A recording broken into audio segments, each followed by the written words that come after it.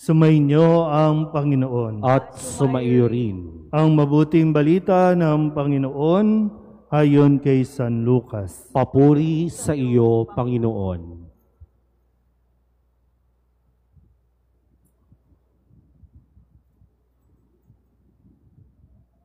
Noong panahong iyon, tinanong ni Jesus ang mga alagad ng patalinghaga, maaari bang maging taga-akay ng bulag ang isa ring bulag? Kapwa sila mahuhulog sa hukay kapag ginawa ang gayon. Walang alagad na higit sa kanyang guro, ngunit kapag lubusang naturuan, siya'y magiging katulad ng kanyang guro. Ang tinitingnan mo'y ang puwing ng iyong kapatid, ngunit hindi mo pinapansin ang tahilan sa iyong mata. Paano mo masasabi sa iyong kapatid, "Kapatid, pabayaan mong alisin ko ang iyong puwing," gayong hindi mo nakikita ang tahilang nasa iyong mata? Mapagpaimbabaw, alisin mo muna ang tahilan sa iyong mata at makakakita kang mabuti. Sa gayoy, maaalis mo ang puwing ng iyong kapatid. Walang mabuting punong kahoy na namumunga ng masama at walang masamang punong kahoy na namumunga ng mabuti. Nakikilala ang bawat punong kahoy sa pamamagitan ng kanyang bunga, sapagkat hindi nakapipitas ng igos sa puno ng aroma at di rin nakapipitas ng ubas sa puno ng dawag. Ang mabuting tao ay nakapagdudulot ng mabuti sapagkat tigib ng kabutihan ang kanyang puso. Ang masamang tao ay nakapagdudulot ng masama sapagkat puno ng kasamaan ang kanyang puso. Sapagkat kung ano ang bukang bibig, siyang laman ng dibdib. Ang mabuting balita ng Panginoon. Pinupuri ka namin, Panginoong Hesukristo. Isang magandang umaga po sa inyong lahat. Ngayon po ay ika-8 linggo sa karaniwang panahon. At pagkatapos ito, magpo-pause muna tayo sa karaniwang panahon dahil sa susunod na linggo ay papasok na tayo sa panahon ng Kwaresma. Tandaan niyo po ha, sa Miyerkules ang simula ng Kwaresma.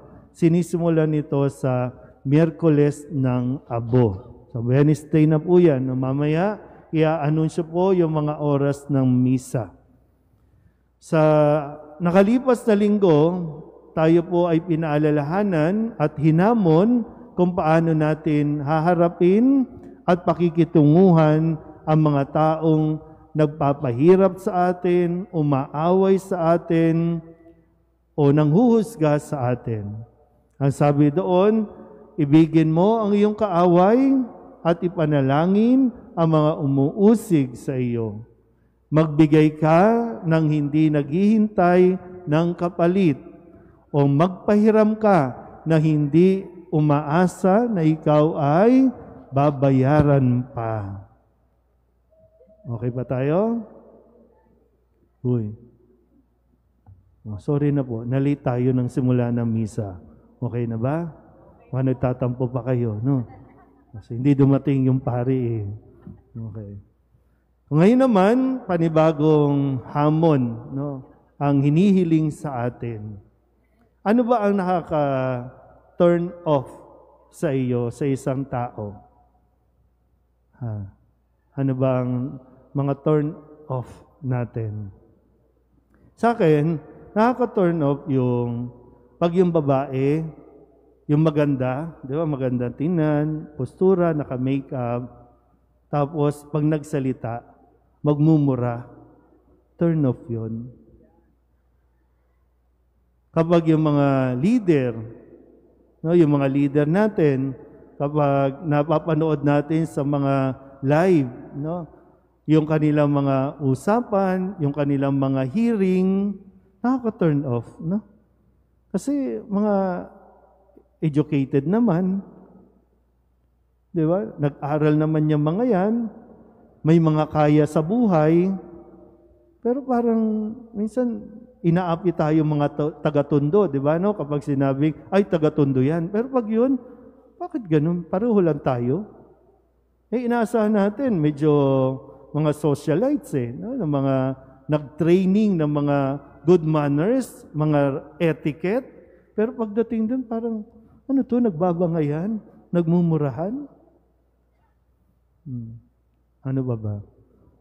Diba, pag narinig nyo isang pare, nagpipreach, nangangaral, nagsisermon, at narinig nyo nagmumura din, o kaya nanghuhusga mismo, nagni-name drop, di ba nati-turn off kayo?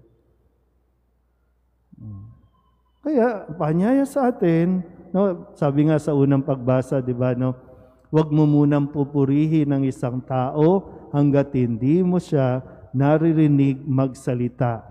Kasi sa kanyang pagsasalita, makikita mo din, malalaman mo din kung ano ang breeding ng taong ito at kung ano ang intensyon ng taong ito. Dahil kung ano ang lumalabas sa bibig, di ba? Yun yung kanya Kung, ano ba ito? Puro pera ba ang lumalabas dito?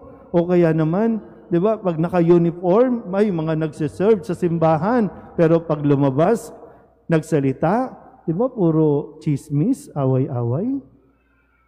Siraan dito, siraan doon. Diba nakaka-turn off? Sa mga magulang, medyo maghinay-hinay din kayo, no? Dati kasi, alam niyo yun, yung dati kapag mag-aaway ang mga magulang, yung mag-asawa, di ba sinasarado ang pinto?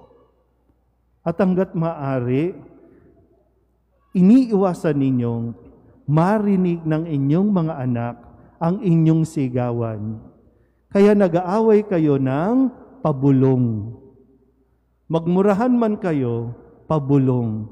Kayo lang ang makakarinig dahil nag-aalala kayo na marinig ng mga bata ang inyong o ang mga lumalabas sa inyong bibig.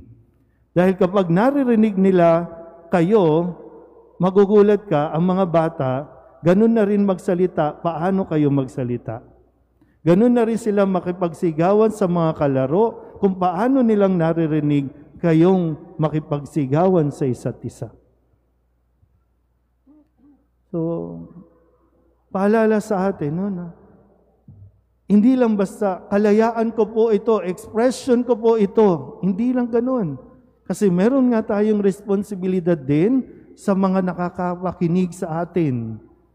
Mas maging maingat tayo sa ating mga binibitawang salita.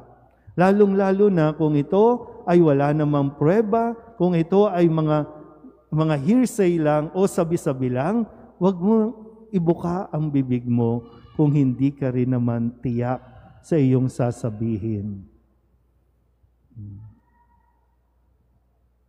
Okay ba tayo? Okay. So sana po, no?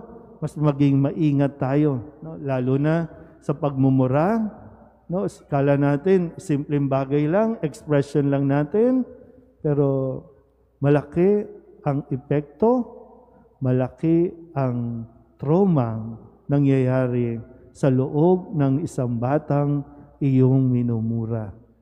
Kaya sana po, no, sa linggong ito, habang tayo po ay naghahanda din sa pagpasok ng Kwaresma, mapagnilayan nating mabuti kung ano nga ba talaga ang nilalaman ng ating mga puso, ng ating dibdib, dahil kalaunan, yan ang lalabas sa ating bibig.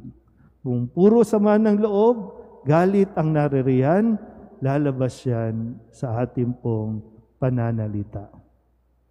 Pero kung ang ating puso, ang ating damdamin ay punong-puno ng pagmamahal, punong-puno ng salita ng Diyos, yan din ang lalabas sa ating bibig. Amen? Magsitayo ang lahat, ipahayag natin ang ating pananampalataya. Sumasampalataya ako sa Diyos amang makapangyarihan sa lahat,